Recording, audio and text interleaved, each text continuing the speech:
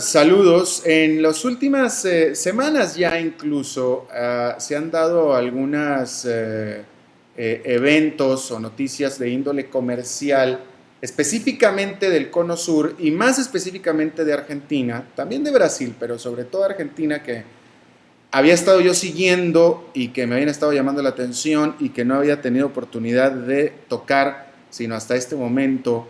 Primero que nada porque quería encontrar la persona ideal para hablar de esto y ya está con nosotros, un amigo, ya ha estado sentado con nosotros varias veces en entrevista y le doy la bienvenida a José Raúl Perales. Él es el director ejecutivo de la Asociación de Cámaras de Comercio Americanas en América Latina, las famosas AmChams, y también es profesor de la George Washington University de Washington o de Estados Unidos. Nos acompaña justamente desde la capital de Estados Unidos y José Raúl no solamente sabe de este asunto porque es su trabajo y a eso se dedica, sino que también viene llegando de Buenos Aires, así es que sabe de primera mano todos estos asuntos. ¿Cómo estás, José Raúl? Me da mucho gusto saludarte de nuevo.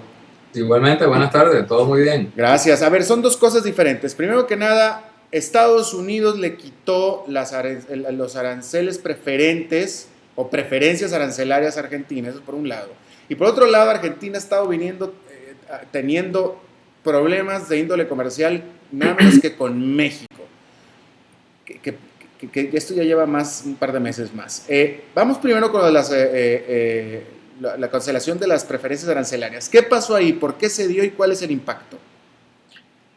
Mira, el proceso de las preferencias arancelarias tiene que ver con un requerimiento que tiene la administración estadounidense por ley de que todos los años tiene que pasar revista de este programa de preferencia una vez se renueva en el Congreso, que es lo cual sucedió recientemente, en meses recientes. De hecho, en octubre del año pasado se renueva este programa de preferencia. En un cierto plazo de tiempo, el presidente refiriéndose a la administración, tiene que pasar revista sobre las políticas comerciales de los países y asegurarse que las políticas comerciales de los países cumplan con una serie de requisitos que impone por ley el Congreso al presidente para conferir estas preferencias. Por ejemplo, tienen que ser países que no tengan trabajo infantil, una serie de provisiones laborales de otra índole, prácticas egregias de abusos de derechos humanos, etc. Entonces, uno de los requisitos que impone la ley al presidente es que esas preferencias solamente pueden ser conferidas a un país que no tenga disputas y por inversiones pendientes con los Estados Unidos. O sea, tiene que haber, y por pendiente se refiere a que si hay un saldo, me refiero a un veredicto con relación a una disputa de inversiones, pues que ese veredicto sea adjudicado, y no se refiere necesariamente a que sea un litigio en curso. Y ahí es donde viene el caso de la Argentina. ¿Y cuál es nos puedes hablar de cuál es el caso en particular? Existen dos compañías estadounidenses que tienen o tenían inversiones en la Argentina y que como resultado de la crisis del 2002 fueron compañías que se vieron obligadas a suspender sus operaciones en la Argentina. Son compañías que levantaron un reclamo de compensación, como hicieron muchas compañías en ese caso. Y estas son las dos compañías que no han recibido o nunca recibieron una compensación por la pérdida que tuvieron de sus operaciones en la Argentina cuando sobrevino la crisis. Pero al decir que perdieron sus inversiones por la crisis, ¿te refieres a que fueron expropiadas o simplemente quebraron por la crisis? Simplemente que fue imposible sostener el contrato. Por ejemplo, en el caso de una de las compañías, Azurix, fue imposible mantener la vigencia del contrato bajo las condiciones de pago en las que se podía prestar los servicios, una compañía de prestación de utilidades. Entonces no podían operar en la Argentina en estas condiciones, lo cual implicaba un rompimiento del contrato de otorgamiento de la concesión para operación en la Argentina. Entonces estas compañías requieren pues, de una compensación por incumplimiento de un contrato, ¿no? Este es el punto básico. Yeah. Con lo cual se suscita una disputa de inversión. Es importante recordar que la Argentina y los Estados Unidos tienen un tratado bilateral de inversiones que data de 1990 y el proceso sigue su curso hasta que se lleva a un tribunal de solución de disputas que tiene el Banco de disputas por inversiones que tiene el Banco Mundial. Es un mecanismo que muchos tratados o muchos países que tienen temas de inversiones, es un mecanismo que se utiliza con frecuencia para adjudicar justamente mediación y adjudicar resultados cuando hay desavenencia o disputa entre un gobierno y algún inversionista privado. ¿Qué es lo que está sucediendo en este momento? Claro, ese es un tribunal manejado por el Banco Mundial, es un tribunal con... Sí. Pero antes de pasar esa minucia, en realidad lo que quería saber es, o sea, no es, los juicios o los casos estos están siguiendo su curso, no es de que Argentina esté arrastrando los pies o haya cometido una ilegalidad y por tanto Estados Unidos la está castigando, o sí. Bueno, ese es el problema, es que el tribunal se pronunció y encontró que la Argentina está en incumplimiento y que tiene que pagarle una sanción a estas compañías que por una cantidad de dinero, en total suma alrededor de 300 millones de dólares entre los dos casos, eso es el término de la pérdida más los intereses, etcétera. Y ahí es donde se suscita la disputa. El gobierno de la Argentina dice que no se opone al pago de esta cantidad de dinero, o el pago del dinero, según lo encontró el tribunal arbitral, pero que según la ley argentina, para el gobierno argentino poder hacer estos pagos es necesario someter el mismo caso a través de las cortes argentinas. Entonces, el argumento que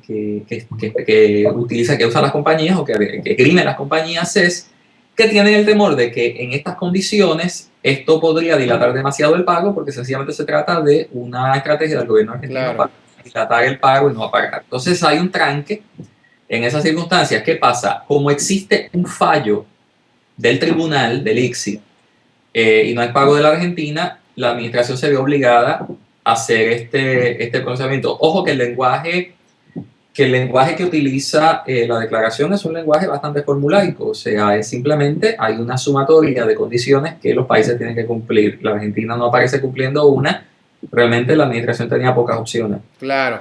Bien, ahora vámonos un poquito más atrás. ¿Por qué se dieron o por qué se otorgaron estas preferencias arancelarias originalmente a Argentina? Este es un sistema que se aplica a cualquier cantidad de países del mundo, ¿no? De hecho, es un sistema que aplica en general a una cantidad grande. De hecho, en la misma evaluación que se hace, donde se eliminan las preferencias argentinas, se asume también que se le van a otorgar a Sudán del Sur, que es el nuevo país africano producto del rompimiento con Sudán. O sea, es parte de un sistema que está sancionado por la Organización Mundial de Comercio, donde a ciertos países y a cierto grupo de productos se le ofrece acceso arancelario libre de restricciones. No es un tratado de libre comercio, es una preferencia acotada. Ahora, el gobierno de Argentina inmediatamente prácticamente dijo que ni me importa porque al cabo que esas preferencias ni las usábamos ni las utilizábamos. Esa fue prácticamente la reacción del gobierno. ¿Es así? ¿Tú conoces bien el caso? ¿Qué tanto se aprovechaban esas preferencias? ¿Qué tanto daño hace el quitárselas? Eso es un tema de debate, ¿no? Porque, por ejemplo, la cantidad real, lo que se asume, el dinero que se asume o se maneja, que es el resultado de la imposición arancelaria, es alrededor de 25 millones de dólares en aranceles para un total de ventas o de exportaciones equivalente a algo así como 520 a 550 millones de dólares, ¿no? Y lo que se argumenta es que sí, efectivamente es una cantidad de dinero negligible, o sea, una cantidad de dinero, pues realmente que no es un defalco grande al volumen de exportaciones argentinas a los Estados Unidos. Pero por otra parte hay productores en sectores específicos, esto cuando se habla del monto total, ¿no? Cuando se mira que es un nivel de país, pero hay sectores, por ejemplo, en el sector agroexportador, el sector vinícola, por ejemplo, hay preocupación en la Argentina de que sin estas preferencias ciertos tipos de vinos argentinos pueden encarecerse en los Estados Unidos y van a perder mercado porque efectivamente van a tener que pagar un arancel para entrar. Ustedes, tú como el AmCham, porque hablas como hipotéticamente, como pudiera ser, tú en el AmCham, ¿conoces algún caso concreto? ¿Conoces algo específico de algún industrial, algún segmento industrial que realmente se dijera que se va a afectar? Eso es un análisis que están haciendo las empresas en este momento. Yo te puedo hablar de que en la gran mayoría, vamos a decirlo de esta forma, una buena manera de entender quién se podría haber afectado es cuando tú miras quién exporta de la Argentina a los Estados Unidos y te das cuenta que hay un porcentaje alto de industria agroalimentaria. Entonces, por ahí es que viene entrando un poco la cosa. Además que acuérdate que como es un universo reducido de productos que tienen esa preferencia, no es el universo total de las exportaciones argentinas a los Estados Unidos, eso te da también una buena idea. Y volvemos, si miras la lista de productos que están involucrados, pertenecen a la cadena agroalimentaria primordialmente. Ya, ahora vámonos, no nada más tiene conflicto con Estados Unidos y Argentina, sino también con México, específicamente en la intercambio de automóviles y partes. Y concretamente Argentina quiere que se revise un acuerdo que tiene un clave ahí rara que yo no conozco, pero un acuerdo al que llegaron para el intercambio de automóviles y autopartes hace muchos años y que ahora Argentina quiere revisar y que México no quiere, y Argentina ha amenazado incluso con detener la importación de automóviles mexicanos. ¿Nos puedes dar, más o menos por ahí está como lo expliqué, qué es lo que está pasando? El acuerdo que Argentina está mencionando en este sentido es el mismo acuerdo que rige las importaciones de automóviles del Mercosur provenientes de México. Es el AC-55, el acuerdo de complementación económica entre México y los países de Mercosur, estos que son todos, por cierto, miembros de la ALADI, la Asociación Latinoamericana de Integración. La Argentina está haciendo referencia al mismo acuerdo que tiene Brasil con México, precisamente para la importación de automotores. La diferencia estriba en el sentido de que Brasil lo que estaba negociando son los cupos, ¿no? Brasil está negociando una serie y le está pidiendo a México, vamos a limitar la cantidad de productos y tratar de hacer un cierto tipo de balance con el manejo del comercio, entendiendo un poco las complementariedades que existen en la producción mexicana con brasileña. Argentina está tratando de hacer algo parecido, con la diferencia de que ha encontrado resistencia de parte del gobierno de México. O sea, básicamente la queja es de que se está desbalanceando el comercio en el sentido de que México está exportando demasiados automóviles hacia estos países y les está comprando muy poco de sus autopartes o automóviles incluso a Brasil y Argentina. Esa es la queja. La pregunta que yo te tengo a ti es ¿por qué? ¿Por qué se está dando este desbalance? Mira, una cosa muy interesante del comercio automotor entre los países de Mercosur, y aquí hablando un poco en términos del caso de Brasil y Argentina, tiene que ver con la forma en la que hay cadenas productivas para la producción de automotores en estos países. En el caso de la Argentina, la estructura industrial de la Argentina implica que para un automóvil, por ejemplo, cualquier automóvil, un automóvil X, hay un porcentaje altísimo, entre un 65 y un 70% de los componentes de ese automóvil que son importados. Entonces, ¿qué sucede? De cierta forma vas a tener una especie de déficit en la importación, en el sector automotor en cuanto a automóviles, en cuanto a piezas automotrices, ¿no? Porque vas a importar más piezas automotrices de las que puedes vender en el exterior, pero vas a exportar los automóviles terminados. O sea, perdóname que te interrumpa, José Raúl, pero tú lo que me vas a explicar, y dime si estoy equivocado, pero lo que me estás tratando de explicar es que México es mucho más productivo y con costos mucho más bajos para producir automóviles que Argentina y que Brasil. ¿Es eso lo que me vas a explicar? Tiene un régimen mucho más integrado. Es un dato que diferentes observadores han visto sobre la cadena productiva mexicana. México puede producir un automóvil mucho más económicamente, con costo mucho más bajo que Argentina.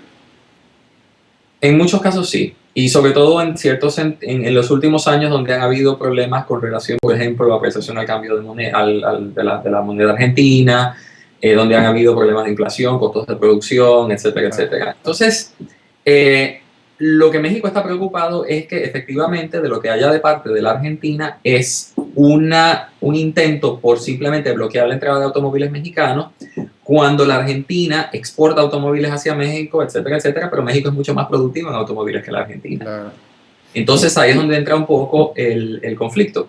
Claro. Ahora, me falta menos de un minuto, así es que la pregunta que yo te hago es ¿qué tan importante es el intercambio de automóviles entre México y Argentina? Porque México prácticamente exporta a todo Estados Unidos. La importancia tiene que ver con no es tanto con el intercambio de automóviles entre México y Argentina, que por cierto puede llegar a ser muy alto, estamos hablando de casi los $1.000 millones, ¿no? También de 1.000 millones, no estamos hablando de una cantidad menor.